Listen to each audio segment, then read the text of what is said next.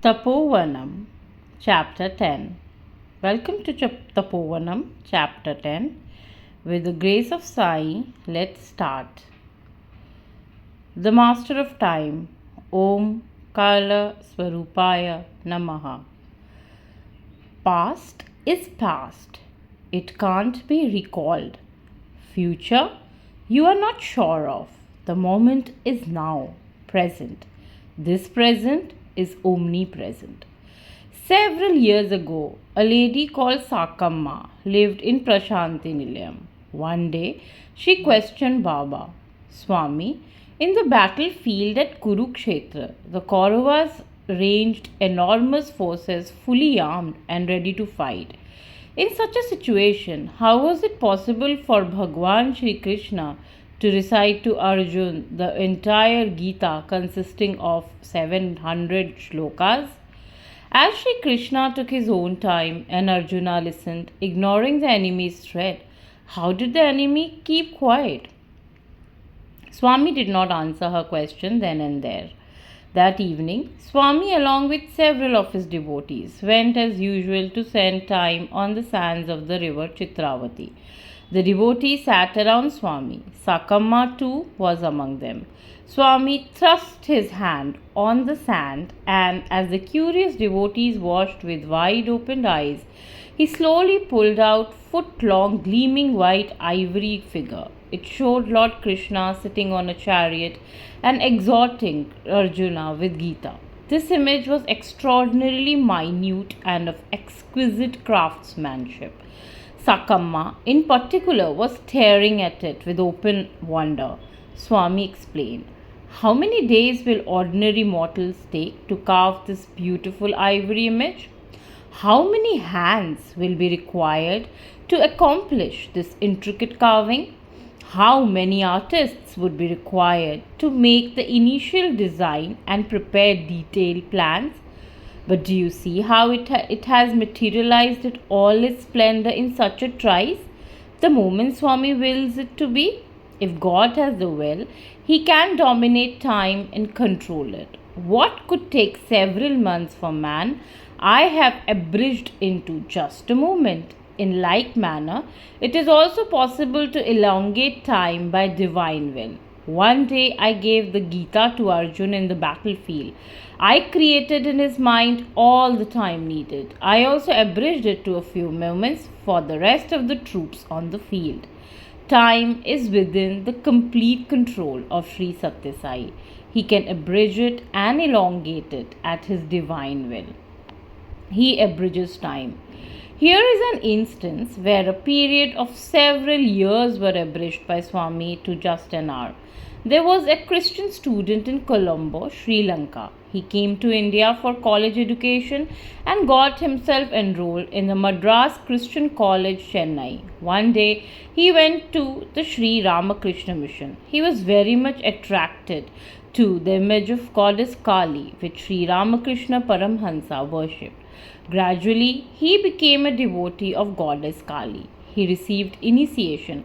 He would meditate deep and long in the Devi mantra. Eventually, he reached the stage where he would remain for hours and hours in samadhi, spiritual trance, a state in which the meditator suspends connection between body and soul. Afterward, he even converted to Hinduism and took to renunciation. Sometimes later, he travelled to Colombo to visit his mother. The poor lady moaned in grief on seeing her son in the garb of a Hindu sannyasi. She knew that her son would never think of marriage and reconciled herself to it. But she very much desired for her son at least to give up his Hindu monk's dress and adopt that of a Christian father. The son declined to do so. He gave up his mother as well as possessions and returned to India, and in due course reached Puttaparthi. Swami invited him into the interview room. An hour passed. Suddenly there was a loud cry from inside the room. "Oh, mother!" This was so loud that everyone gathered on the veranda outside could see it. A little later, Swami opened the door of the room and out walked the Shakti devotee bathed from top to toe in holy vibhuti. What transpired inside the interview room? It seemed that after admitting him into the room, Swami materialized a big forest and directed the man to walk into it. The sannyasi just walked and walked endlessly without stopping for rest. He walked on and amidst huge trees for several days. He covered miles and miles and walked for decades and decades. Suddenly, Swami ordered him, "Stop, turn around and look behind." The sannyasi turned around and what transfixed. What did he see? The same goddess Kali, whom he had so ardently worshipped ever since childhood, was standing right in front of him in all splendor. For several years, this sannyasi had been wishing that he should remove himself to remote forests to spend long years there in meditation. Swami fulfilled that deep urge within the span of an hour. He had been desiring to perform penance for many, many years, but Swami abridged that also to less than an hour. In addition, Bhagwan vouchsafed him the darshan of goddess Kali that he had been yearning for. When his most ardent wish, which was so beautifully fulfilled, the sannyasi could not hold himself back, but cried out in ecstasy, "O Mother!" On hearing this cry, which emerged out of the inner recesses of his heart, Bhagwan responded in melodious voice, "My dear man, there is no need for intense penance in the Kali Yuga. It is sufficient if you remember your favorite deity's name and incessantly intone it mentally. Only through Nam Smaran will you attain fulfillment." So saying, Swami materialized copious vibhuti, poured it all over the delighted youngster and blessed him. He elongated time. We can now come to the incident when Bhagwan Sri Sai Baba extended a time span of 30 days to 30 years. Lal Bahadur Shastri was the Prime Minister then. His personal assistant was Tyagraj. When he had some health problem, he went to Bangalore for a medical checkup. After thorough examination, doctors diagnosed him as a cancer patient and declared his life expectancy to be just 3 months. They also told him, "Sir, if you do not mind, we have a suggestion. There is only one remedy for your disease, and that is to pray at the lotus feet of Bhagwan Sri Sathya Sai Baba and request him to save you. There is no other doctor, as Bhagavatam. Baba's devotees presently right there in the hospital. Swami is coming here tomorrow to visit him. You may avail of this excellent opportunity." But Tyagraj declined. He added, "I am the personal assistant to the Prime Minister of India. I do not need to fall at the feet of any Baba. I can afford to get proper medical treatment anywhere." He followed his own counsel, went here and there for medical help. After 2 months, he returned to the same hospital and got himself examined once again. Sure enough, doctors declared that he would live only for another month or so. Tyagraj was now in a desperate hurry to reach Puttaparthi. As he waited for darshan, Swami approached him and said, "Cancer?" Poor Tyagraj burst into tears and fell at Swami's feet. Swami materialized vibhuti, placed in his hand and told him to eat it. This was done for 3 consecutive days. On the 3rd day, Bhagwan Sri Sathya Sai said, "Cancer cancelled." Needless to say, subsequent medical tests confirmed no trace of cancer. This incident happened 30 years ago. Tyagraj served in the office of Sanatan Tharthi in Prashanti Nilayam until recently.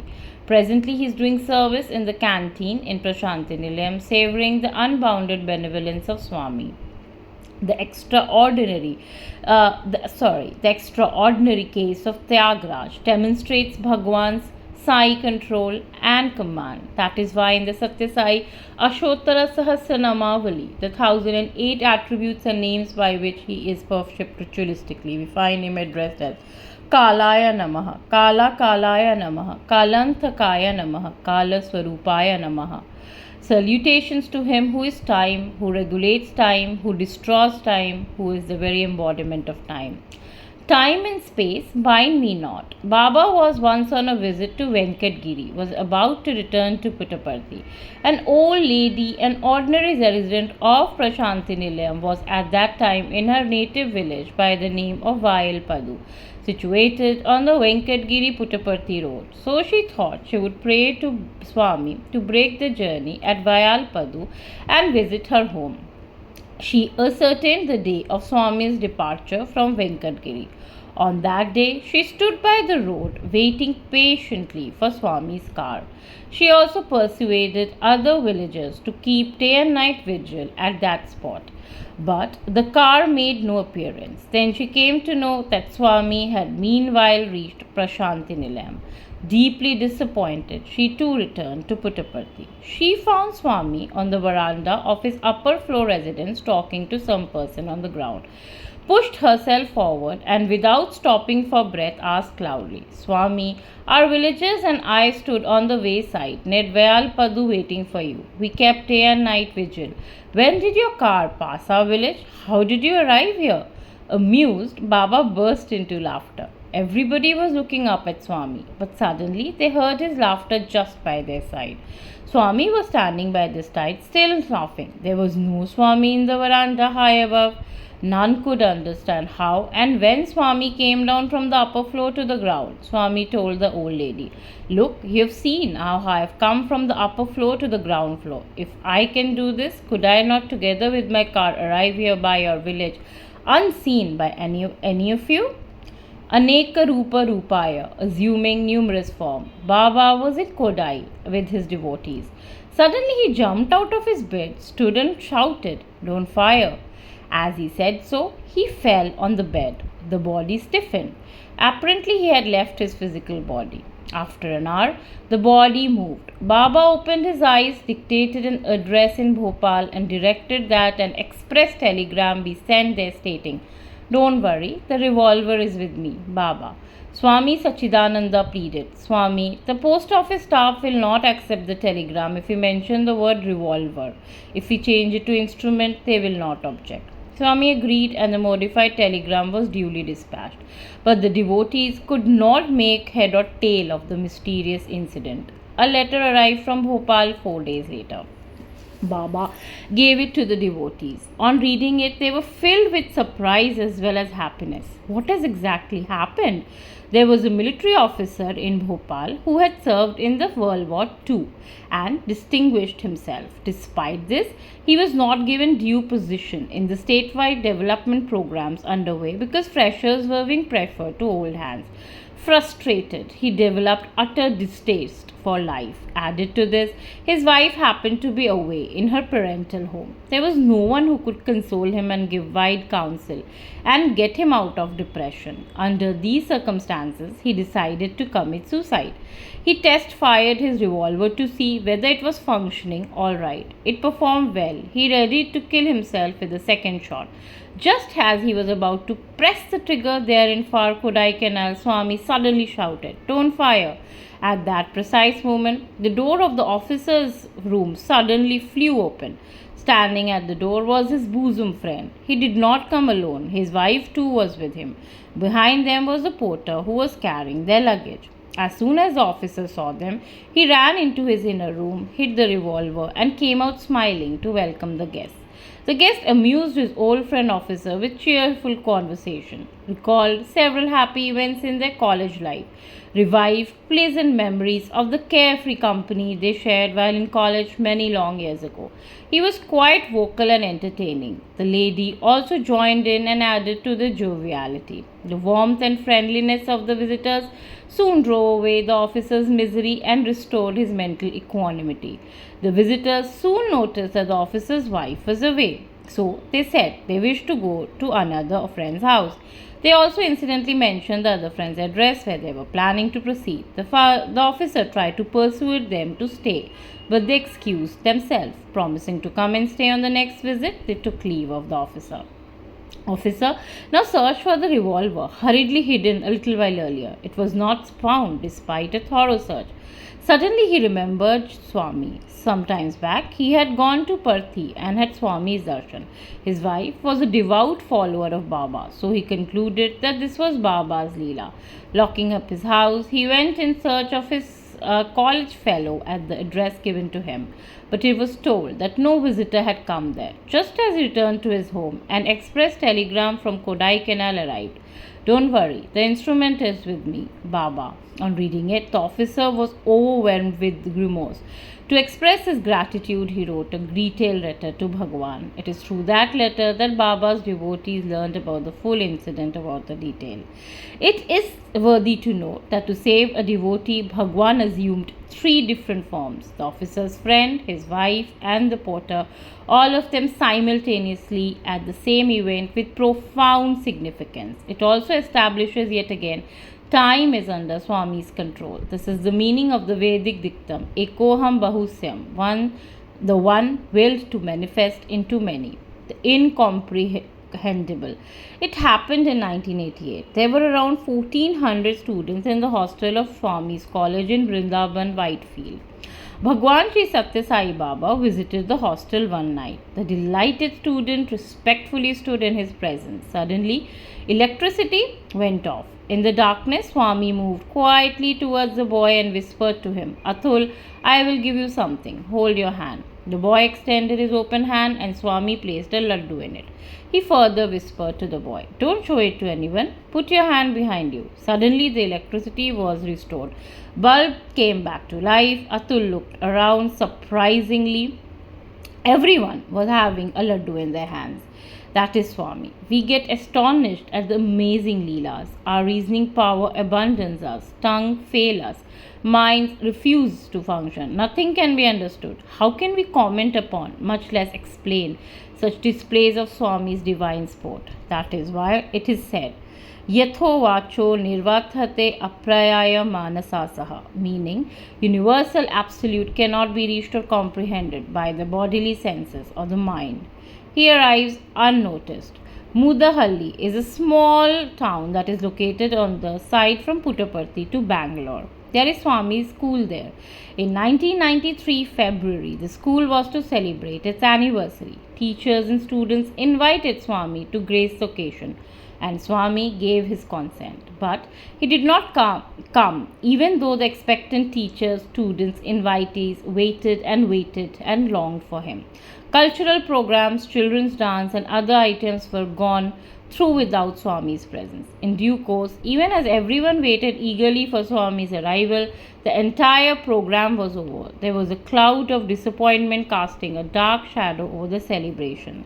Later, the photographs taken on the occasions were developed and printed. To everybody's astonishment, one of the photographs taken during the dance item showed Swami standing among the dancing children. Not only that, Swami was seen in that picture, not at one single place, but at 5 different places wearing different dress at each place. Om Shri Sathya Sai Parabrahmane Namaha. Shanti, Shanti, Shanti. End of Chapter 2. From Tapovanam, Shri Sathya Sai Charitra by Sanistri Jandhyala Venkateshwara Shastri.